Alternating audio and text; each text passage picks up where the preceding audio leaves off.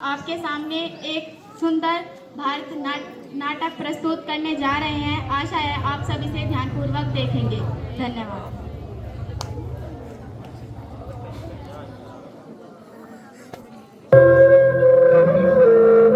आज हम आजादी दिवस मना रहे हैं, लेकिन यह आजादी हमें उपहार में नहीं मिली है। इसके लिए एक लंबी यात्रा करनी पड़ी है, आजादी की यात्रा। इस यात्रा में हजारों लाखों लोगों ने अपनी जान की कुर्बानी दी। 1919 जलियांवाला बाग। आज हमारी बैसाखी का दिन है, लेकिन पूरा पंजाब बैसाखी नहीं मनाएगा। हम सब बैसाखी नहीं मनाएंगे।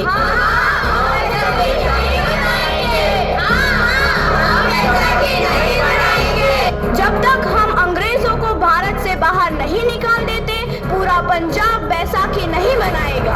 अच्छा, तो तुम सब हमारा विरोध करता है। भाग जाओ यहाँ से, इसका अंजाम बहुत ही बुरा होगा। हम नहीं जाएंगे, तुम लोग जाओगे। हमें नहीं, तुमको भारत से भागना होगा। Soldiers fire!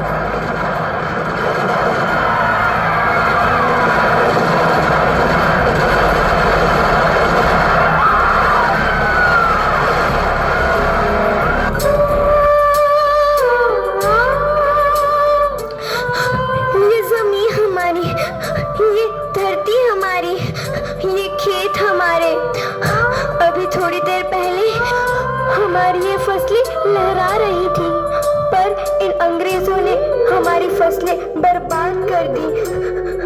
इन अंग्रेजों ने एक ही झटके में इन सब फसलों को काट दिया। अंग्रेजों, तुम्हारे इस अत्याचार से हम डरेंगे नहीं। इस अत्याचार का बदला लेकर रहेंगे। हम आजादी लेकर रहेंगे।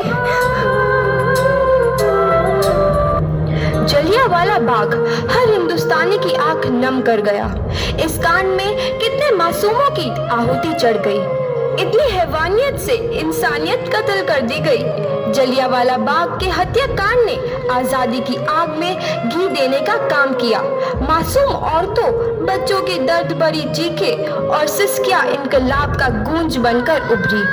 लाला लाजपत राय, भगत सिंह, राजगुरु, सुखदेव सरीखे क्रांतिकारियों ने भारत की इस जमीन से विदेशी दरिंदों को निकाल फेंकने के मंसूबे मजबूत कर लिए। 8 अप्रैल 1929 लाला लाजपत राय के नेतृत्व में साइमन कमीशन के खिलाफ एक भारी जुलूस निकाला गया। साइमन कमीशन वापस जाओ! साइमन कमीशन वापस जाओ! साइमन कमीशन वापस जाओ! साइमन कमीशन वापस जाओ! साइमन कमीशन वापस जाओ! Simon commission go back! Simon commission go back! Simon commission go back! Simon commission go back! बेवकूफ इंडियंस, तुमको हमारी बात समझ में नहीं आती। Stop this! Simon commission go back! नहीं मानता। आई से स्टॉप दिस! लाला जी, आप आगे बढ़ो, हम आपके साथ हैं। लाला जी, संघर्ष करो, हम आपके साथ हैं। लाला जी, संघर्ष करो, हम आपके साथ हैं। लाठीचार्ज करो!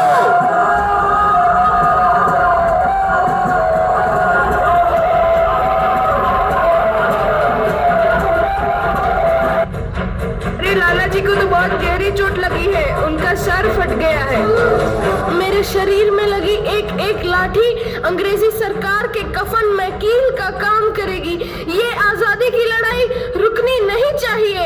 ये जिम्मेदारी मैं तुम सबको सौंप कर जा रहा हूँ। लाला लाजपत राय की दर्दनाक मौत के बाद भगत सिंह, सुखदेव, राजगुरु वतन के इन मतवालों के खून में ऐसा उबाल आया जिसका सामना करना अंग्रेजी सरकार के लिए मुश्किल हो गया। अंग्रेजों को करारा जवाब देने के लिए स्कॉट और सैंडर्स को मारने की रूपरेखा रची गई।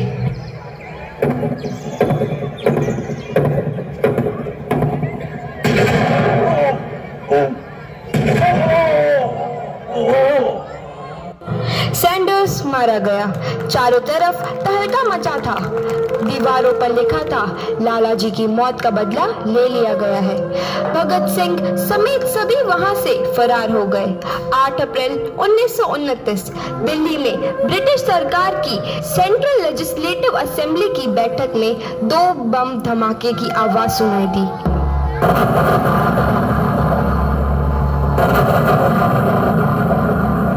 इन धमाकों ने अंग्रेजी हुकूमत को हिलाकर रख दिया।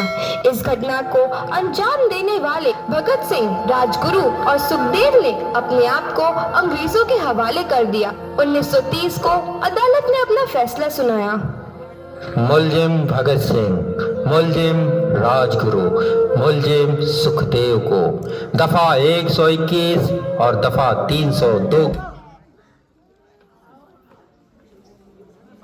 सजाए मौत की सजा सुनाती है। सरफरोशी की तमन्ना अब हमारे दिल में है। देखना है जोर कितना बाजुए कातिल में है।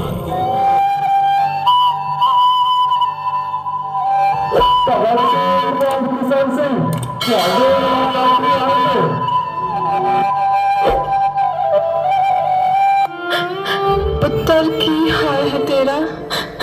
मैं चंगा हूँ माँ, फिक्र करने की कोई गल नहीं। पुत्र, मेरा दिल तेरी तरह पत्थर दिल नहीं होगा। तेरी ये गला सुन के मेरा कलेजा फटे जा रहा है। माँ, मेरा दिल कोई पत्थर जैसा नहीं है, एक वतन परस्त का दिल है जो मेरे देश प्रेम के जज्बे को ताकत देता है। बेटा, मेरा लाल। माँ, आज मेरी तपस्या पूरी होने जा रही है। जे तू रोई तो मैनू तकलीफ होई। सोच, तेरा पुत्र आज शादी करने वास्ते जा रहा है। फर्क केवल इतना है, वो घोड़ी पर नहीं फांसी पर चढ़ने वास्ते जा रहा है। आज तू क्रांतिकारी की माँ है, कल तू एक शहीद की माँ होगी। माँ।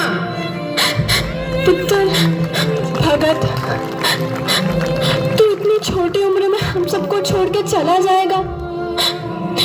तूने जिंदगी में देखा ही क्या है पुत्र? मैंने अपनी माँ देखी है, जिसने मुझे एक ही बात बताई है कि बेटे, अपने देश के लिए एक बार मरना 100 बार जन्म लेने के बराबर होता है। अच्छा माँ, अब आशीर्वाद दे, आखिरी बार विदाई लेने का समय आ गया है। भगत, मेरे लाल।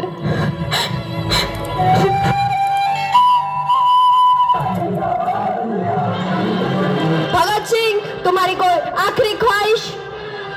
हमारे हाथ खोल दिए जाए। हम तीनों दोस्त एक दूसरे से गले मिलना चाहते।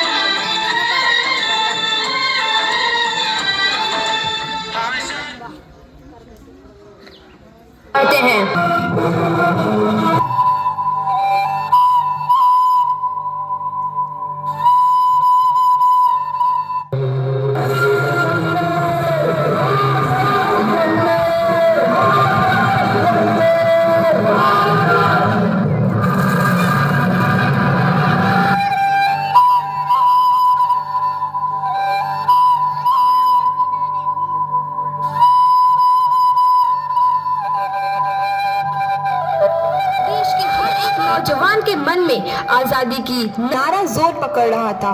सबने एक आजाद भारत का सपना देखना आरंभ कर दिया था।